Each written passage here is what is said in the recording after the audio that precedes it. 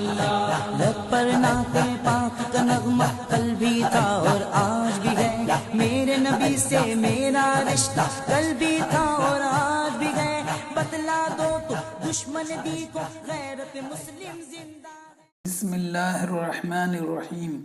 अस्सलामु अलैकुम वरहमतुल्लाहि वबरकातुह।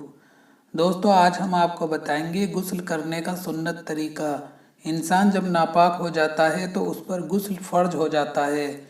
सिर्फ नहा लेने से कोई पाक नहीं होता जब तक कि नबी करीम सल्लल्लाहु अलैहि वसल्लम के बताए गए तरीके से न नहाए, वो पाक नहीं होगा।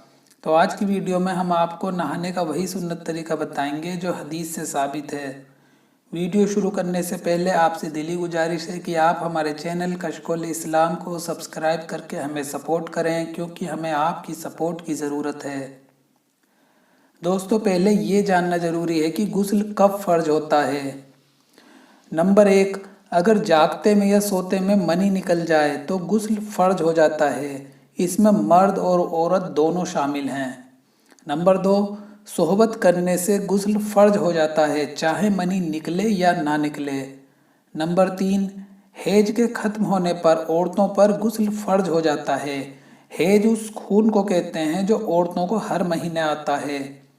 नंबर 4, निफास बंद होने पर औरतों पर गुस्ल फ़र्ज हो जाता है। निफास उस खून को कहते हैं जो बच्चे की पैदाइश के बाद औरतों को आता है। दोस्तों, जब भी गुस्ल करें बाथरूम में जाने से पहले बिस्मिल्लाहिर्रहमानिर्रहीम पढ़ें और पाक होने की नियत कर लें। जैसे कि बिस्मिल्लाहिर्रहमानिर्रहीम नियत करता हूँ पाक होने की। अब बाथरूम में जाने के बाद जब गुस्ल करने बैठें तो सबसे पहले अपने दोनों हाथों को गट्टों तक धोएं। इसके बाद इस्तिंजा करें। दोस्तों, पेशाब पाखाने की जगह को धो लेने को इस्तिंजा कहते हैं। तो इसके बाद इस्तिंजा करें। अगर जिस्म पर कहीं और भी नापाकी लगी है तो उसे भी धो लेना ज़रूरी है। अब आप पूरा वुजू करें जिस तरह नमाज के लिए करते हैं। अब आप वुजू का तरीका सुन लीजिए। सबसे पहले अपने दोनों हाथों को 3 बार गट्टों तक धोएं। उसके बाद मुंह भरकर 3 बार कुल्ली करें। अगर रोज़ा नहीं है तो गरारा कर लें। इसके बाद 3 बार नाक में पानी चढ़ाएं और बाएं हाथ की कनकी उंगली से नाक साफ करें। फिर 3 बार पूरा चेहरा धोएं। पेशानी के बालों से लेकर ठोडी के नीचे तक और एक कान की लो से दूसरे कान की लो तक पूरा चेहरा धोना है। इसके बाद दोनों हाथ कोहनियों समेत 3 बार धो लें। पहले सीधा हाथ 3 बार धोना है, उसके बाद उल्टा हाथ 3 बार धोना है। फिर सर का मसा करें। मसा करने का तरीका ये है, पानी से दोनों हाथों को तर करके सब उंगलियां बराबर मिलाकर पेशानी के बालों पर रखकर गुद्दी तक ले जाएं।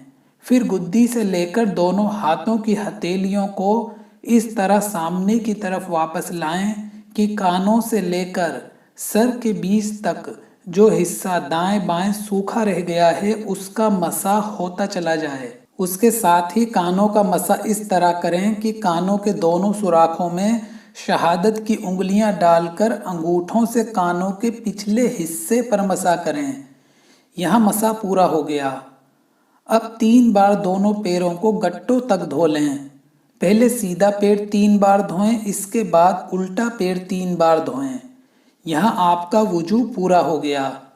तफसील से इसलिए बताया है ताकि जिनको वुजू करना नहीं आता वो वुजू करना भी सीख लें।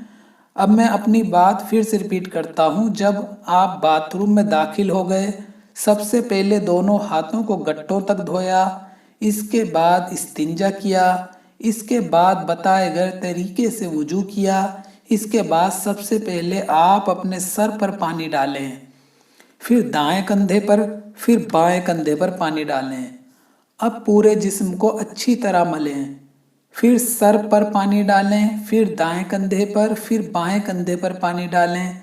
फिर जिस्म को मलें, कोई जगह सूखी ना रहे।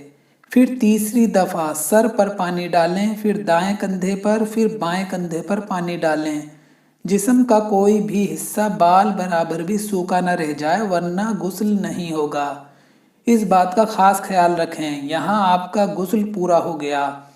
اب آپ نماز بھی پڑھ سکتے ہیں، نماز کے لیے الگ سے وضو کرنے کی ضرورت نہیں ہے، غسل کرنے میں وضو بھی ہو جاتا ہے۔ جو لوگ غسل کرتے میں پورا وضو نہیں کرتے، صرف 3 بار کلی کر کے 3 بار ناک میں پانی ڈال کر بتائے گئے طریقے سے نہا لیتے ہیں، غسل ان کا بھی ہو جاتا ہے، مگر ان کو سنت کا ثواب نہیں ملتا۔ امید کرتے ہیں آپ کو بتائی گئی باتیں اچھی طرح سمجھ میں آ گئی ہوں گی۔ اگر آپ کو کچھ اور پوچھنا ہے تو آپ کمنٹ کر کے پوچھ سکتے ہیں۔ دوستو، اگر آپ کو ویڈیو اچھی لگی ہے تو اسے ضرور لائک کر دیجئے گا اور اس ویڈیو کو خوب شیئر کریں۔ تو ملتے ہیں انشاءاللہ ایک نئی ویڈیو کے ساتھ۔ آپ سے دعاؤں کی گزارش۔ السلام علیکم ورحمۃ اللہ وبرکاتہ۔